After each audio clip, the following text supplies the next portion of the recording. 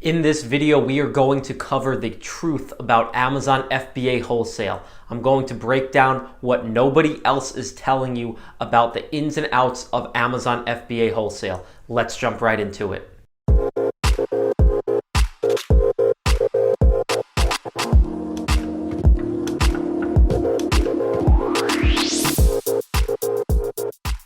What's going on, YouTube? Welcome back to my channel. For those of you who are new on this channel, we explore tips, strategies, and experiences that I have had that will help you start and build up your Amazon FBA wholesale business.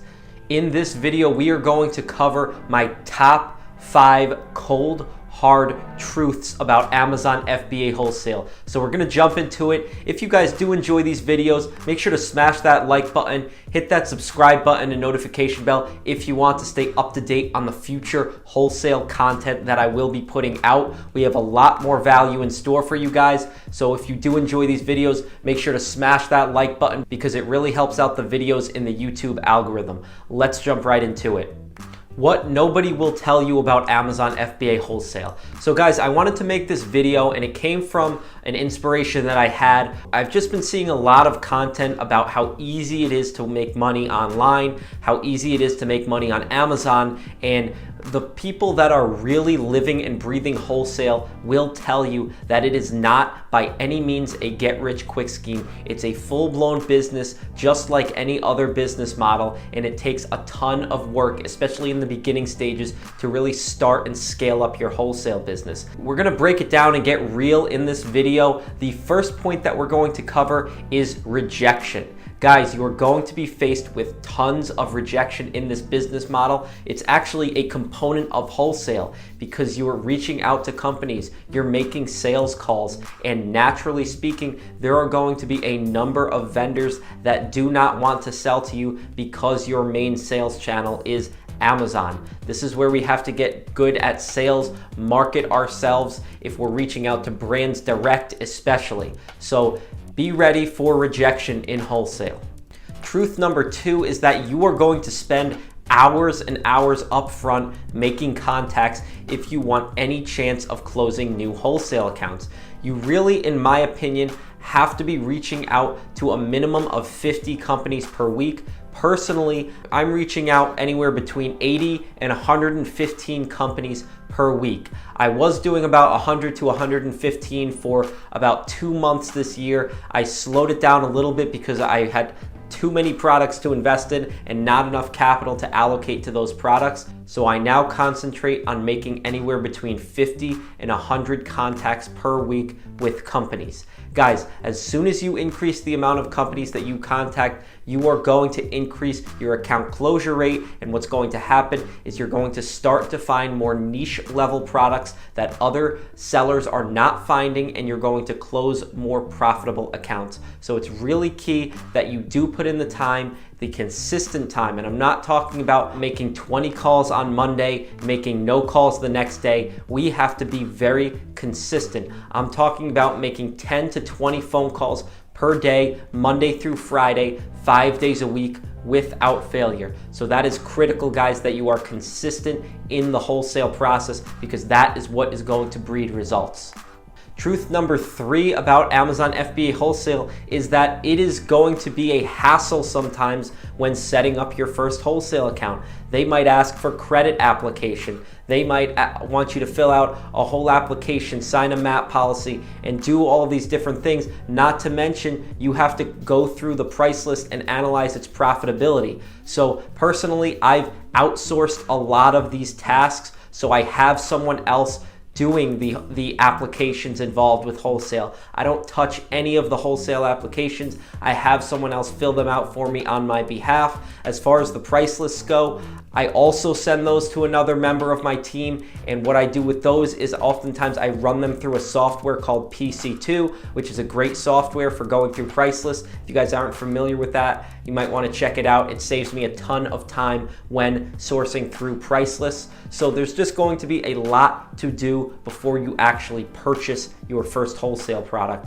And that's key, is understanding that. So be ready to, fill out these applications, go through the price list and do a bunch of upfront work, coordinate the logistics, right? Maybe you have a supplier that's shipping direct to Amazon and you need to communicate, hey, are the products getting FNSKU barcodes? What's the weight and dimension of the packaging? Is it going on a pallet? How is it being shipped? These are all questions that have to be determined in advance prior to making that purchase so that A, we can mitigate as much risk as possible and profit as much as possible as well.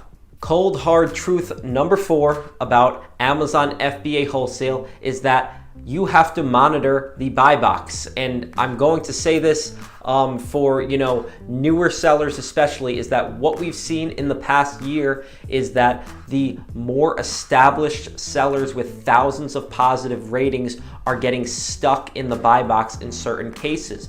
This is why map pricing is difficult, because you don't have that threshold to lower the price point below map.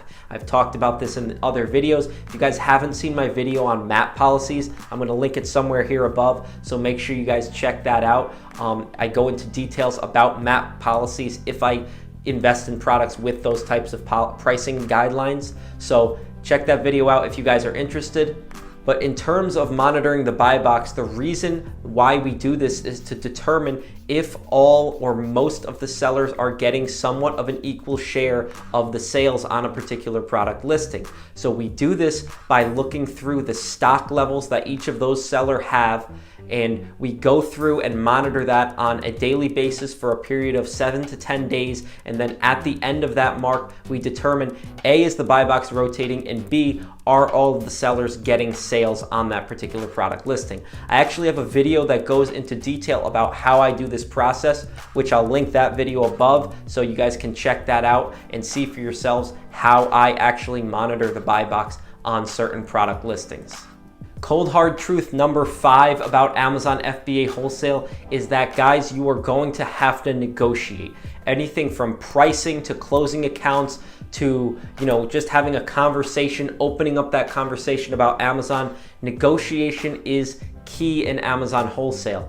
And guys, if you have several wholesale accounts and you're one of many sellers on the listing, in order to move ourselves from that intermediate phase in wholesale where we have several accounts and we sell alongside other sellers, and to take us to that real advanced stage of becoming a wholesale seller, we want to gain a couple exclusive agreements. Exclusive agreements are so valuable, in my opinion, because A, they provide you with exclusivity on the sales, and B, you have an account that you don't have to worry about any other competition. You have an opportunity to partner with a company and help their brand really go to the next level on Amazon. You can create new listings, you can bundle products together, you can launch new products, and this is really valuable because you're building a long-term relationship, you're building a sustainable account with the company, and you have new opportunities where the competition is extremely low.